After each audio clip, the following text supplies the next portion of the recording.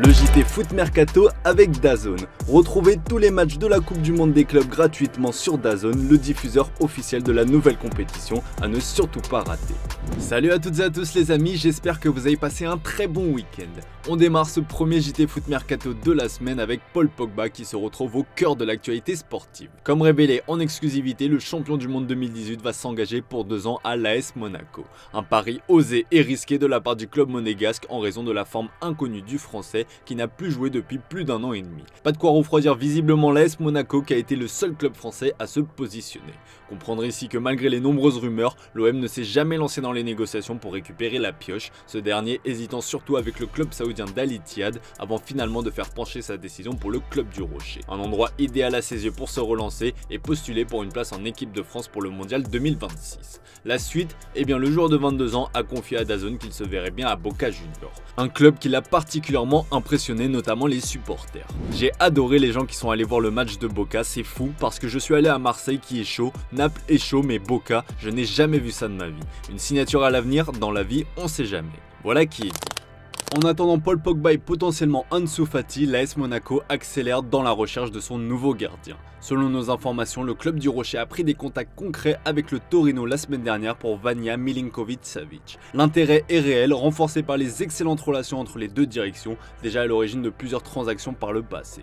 Toutefois, l'entourage de Milinković-Savić temporise, le marché est dense, plusieurs grands clubs sont à la recherche d'un gardien cet été et les noms de Manchester United, Manchester City, Chelsea et l'AC Milan sont régulièrement évoqués. Le clan du joueur veut prendre le temps d'analyser toutes ces différentes pistes avant de trancher. Au cours de la saison 2024-2025, Vanja Milinković-Savić s'est imposé comme l'un des gardiens les plus impressionnants de Serie A. Présent dans les buts du Torino à 37 reprises, il a cumulé 135 arrêts et affiché un taux de parade de 76%.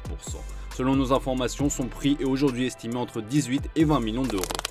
L'Olympique de Marseille a fixé le prix d'Azdin Ounahi, prêté cette saison du côté du Panathinaikos. Le Marocain a retrouvé son football, étant même élu meilleur joueur de la saison par les supporters. Pour autant, le milieu de terrain n'entre pas dans les plans de Roberto De Zerbi. En ce sens, nous vous révélons que le club anglais de Brighton était intéressé à l'idée de le récupérer, et l'international marocain qui a pour objectif la CAN dans 6 mois au pays est chaud de rejoindre la Première Ligue. Selon nos infos, l'OM a fixé son prix à 12 millions d'euros. Il ne partira pas pour moins et uniquement sous la forme d'un transfert sec. Si aucune offre n'est satisfaisante, le joueur restera à Marseille. Pour le moment, la direction n'a reçu aucune offre et ne souhaite pas reprêter son joueur. Le Paris Saint-Germain joue gros ce soir. Après la défaite surprise face à Botafogo, le club parisien se retrouve dans l'obligation de l'emporter face à Seattle ce lundi à 21 h s'il souhaite continuer l'aventure de la Coupe du Monde des clubs. Une rencontre qui sera d'ailleurs diffusée en exclusivité et gratuitement sur DAZN. Le lien sera retrouvé en commentaire épinglé. Pour cette rencontre, Luis Enrique devrait à nouveau être privé d'Ousmane Dembélé. On rappelle que l'attaquant s'était blessé lors du rassemblement en équipe de France. En conférence de presse ce dimanche, le coach espagnol a laissé planer le doute quant à la présence de son joueur. Il a participé aux entraînements avec l'équipe cette semaine et ce lundi on va voir comment il se sent. Je n'aime pas prendre des risques avec les joueurs, demain on va voir mais pas sûr. Direction l'étranger avec Xabi Alonso qui a enregistré sa première victoire en tant qu'entraîneur du Real Madrid, un succès 3-1 face à Pachuca acquis non sans difficulté. Les Madrilènes ont évolué en infériorité numérique pendant quasi toute la partie, la faute à Raúl Asensio qui a écopé d'un carton rouge dès la 7e minute de jeu pour une faute d'anti-jeu en tant que dernier défenseur. Une nouvelle erreur après le penalty concédé face à Al Hilal qui a provoqué la colère des médias espagnols. En grande difficulté sur ce début de compétition, Raúl Asensio a aussi été sermonné par son propre coéquipier Thibaut Courtois. Cela fait 2 matchs et 2 fois la même erreur. Ce sont peut-être des fautes très légères mais il faut être un peu plus intelligent. On ne peut pas faire ce genre d'erreur. Mais bon, il le sait et c'est très bien. On va se battre pour lui pour gagner sans lui et quand il reviendra, on continuera à gagner. Avec cette disaster class, Raúl Asensio perd clairement des points aux yeux de son coach Xabi Alonso et entre le retour de Rudiger et les débuts très intéressants de Dean Huijsen, l'Espagnol peut clairement se faire du souci pour son temps de jeu à l'avenir.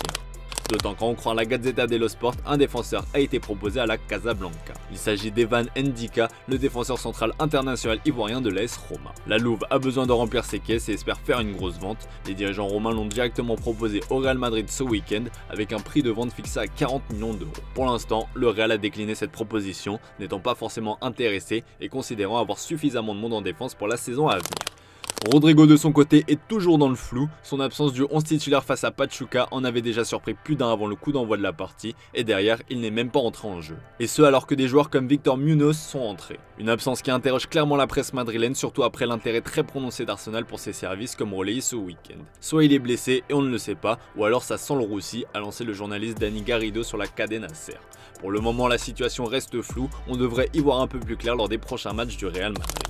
Au rayon des mauvaises nouvelles, Jude Bellingham va être écarté des terrains pendant une très longue durée. Touché à l'épaule depuis bientôt 1 an et demi, la star anglaise va passer par la case opération après le mondial des clubs. Une intervention chirurgicale qui va avoir de graves conséquences pour le numéro 5 madrilène et son club. Ce lundi, Alberto Pereiro, journaliste espagnol, a affirmé que le principal concerné devrait manquer entre 3 et 4 mois de compétition. Il sera probablement hors jeu pendant toute l'année 2025, a même ajouté l'intéressé sur Radio Estadio Noche. Privé d'un joueur majeur de son effectif, le Real Madrid pourrait être contraint de recruter au milieu de terrain, chose que Florentino Pérez avait pourtant réfutée. À moins que Xabi Alonso ne trouve donc une solution en interne. Et en jetant un coup d'œil à l'effectif merengue, plusieurs noms sont disponibles. Le couteau suisse Federico Valverde qui pourrait retrouver son poste avec l'arrivée de Trent Alexander-Arnold, Eduardo Camavinga, Arda Güler ou encore Dani Ceballos. Aujourd'hui, c'est le français qui semble être l'un des éléments les mieux placés pour remplacer Bellingham. Et pendant ce temps, on n'arrête plus le FC Barcelone. Après Johan Garcia et en attendant probablement Nico Williams, le Barça est sur le point de recruter la pépite Rooney Bardghji. On a déjà évoqué ce nom sur Foot Mercato puisque comme révélé, il était dans le viseur du FC Porto et de l'Olympique de Marseille qui s'est finalement retiré de la course suite à des interrogations sur son physique. Le club catalan qui désire amener un peu de concurrence et un profil différent à Lamine Yamal sur le côté droit a donc jeté son dévolu sur le crack de Copenhague. Surnommé le Messi suédois, l'ailier de 19 ans présente l'avantage d'être libre en décembre prochain. Selon nos infos, un accord a été trouvé pour son transfert entre le FC Barcelone et le FC Copenhague. Le club catalan a proposé 2,5 millions d'euros pour s'attacher ses services et le club danois disposera de 15% à la revente. Le FC Porto a aussi envoyé la même offre mais la priorité de Rooney Bardghji est de rejoindre les pensionnaires du Camp Nou.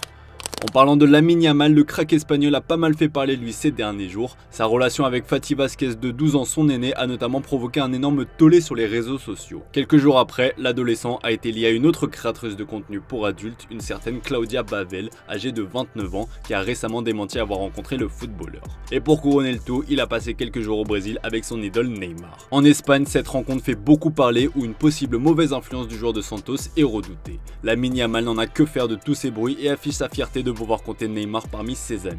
D'ailleurs, il en a aussi profité pour mettre les points sur les i concernant sa situation amoureuse. Célibataire et heureux, a-t-il écrit en description de son dernier post, accompagné d'une ney, une manière de faire taire les rumeurs. Théo Hernandez se rapproche de l'Arabie Saoudite. Selon les infos de Sky Italia, Al Hilal a reçu le feu vert du latéral gauche de l'AC Milan. Si aucun accord entre le joueur et le champion d'Arabie Saoudite 2024 n'a encore été trouvé, la nouvelle posture de Théo Hernandez rend cette possibilité envisageable. Autrefois fermé à cette possibilité, le joueur de 27 ans est en train de changer son fusil d'épaule. Pour rappel, il ne reste plus qu'un an de contrat aux Français. Son transfert pourrait rapporter environ 30 millions d'euros au Rossoneri. On passe aux officiels du jour avec le départ à la retraite d'un grand nom du football belge. En fin de contrat avec Galatasaray, Dries Mertens a annoncé raccrocher ses crampons à 38 ans. L'ailier aura notamment marqué Naples où il a passé 9 saisons. Il est d'ailleurs le meilleur buteur toutes compétitions confondues du club parthéno-pays. J'arrête le football mais je chausserai mes crampons une dernière fois rien que pour toi, a-t-il lâché dans une vidéo en s'adressant à Marek Hamsik, son ancien coéquipier à Naples qui organise un match de gala début juillet. L'Athletic Bilbao annonce l'arrivée de l'attaquant Robert Navarro. Le joueur de 23 ans arrive en provenance de Majorque et a paraphé un contrat jusqu'en 2030. Après avoir enregistré les arrivées de Louis Mouton et Hervé Kofi, c'est désormais la prolongation d'un jeune joueur qui vient d'être opéré par Angers, celle de Yacine Belkdim qui est désormais lié au SCO jusqu'en 2028. Le propriétaire de Botafogo et de l'OL avait besoin de liquidité pour enflouer les caisses du club lyonnais avant la DNCG. Résultat, John Textor a vendu toutes ses parts à Robert Hood Johnson, dit Hoodie, homme d'affaires américain et copropriétaire des New York Jets. L'accord final est en attente de l'approbation de la Première Ligue et de la Super League féminine, mais nous n'envisageons aucun problème et nous nous réjouissons d'accueillir Woody comme associé et directeur du club, a écrit le club anglais dans un communiqué. Allez, on se quitte avec l'image du jour les amis, les joueurs du PSG sont beaucoup trop à l'aise balle au pied, ils ont donc décidé de rajouter un peu de piment en faisant du foot basket. Je vous laisse mater ça, très belle soirée à vous les amis, on se retrouve dès demain pour de nouvelles vidéos sur Foot Mercato.